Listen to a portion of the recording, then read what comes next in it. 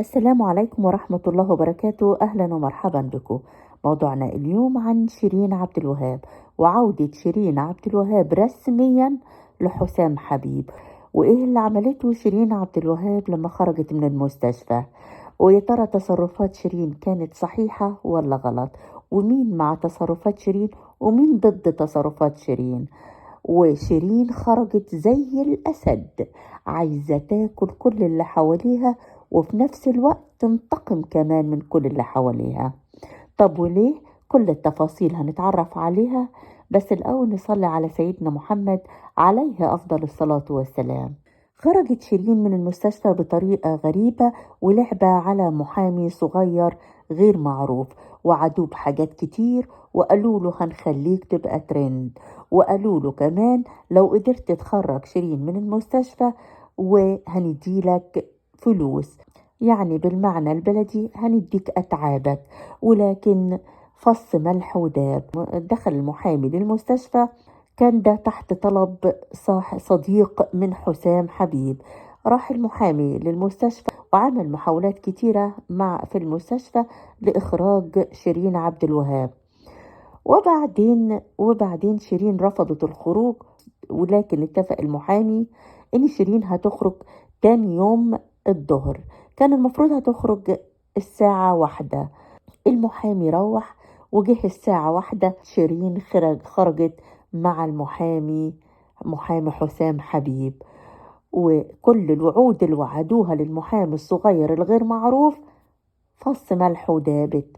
لا ادوله فلوس ولا خلوه ترند ولا عملوا حاجة، يعني لعبة عملوها على المحامي بدون أجر.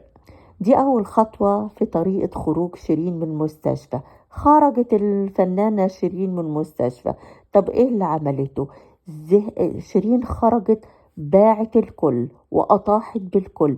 أول حاجة سواق بتاعها، تاني حاجة المساعدة بتاعتها في البيت، تالت حاجة مدير أعمالها، رابع حاجة وده الأهم أخوها، اشتكت أخوها وعايزة تحبسه، خامس حاجة طردت أمها وباعت بنتها.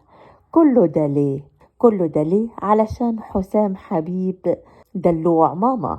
حسام حبيب دلوع ماما.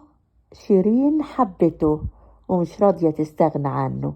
بس أحب أقولك يا شيرين، انت بتحبي حسام حبيب عشان حسام حبيب، ولا بتحبي حسام حبيب علشان هو اللي بيورد لك الحاجات اللي بتتعطيها؟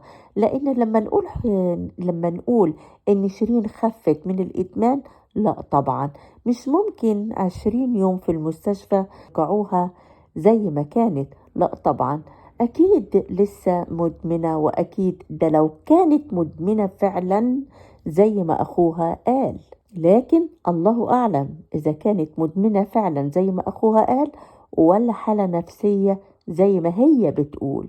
ولكن لو كانت مدمنة فالتوقيت 20 يوم، فالوقت 20 يوم ما يسمحش إن هي تخف من الإدمان نهائي.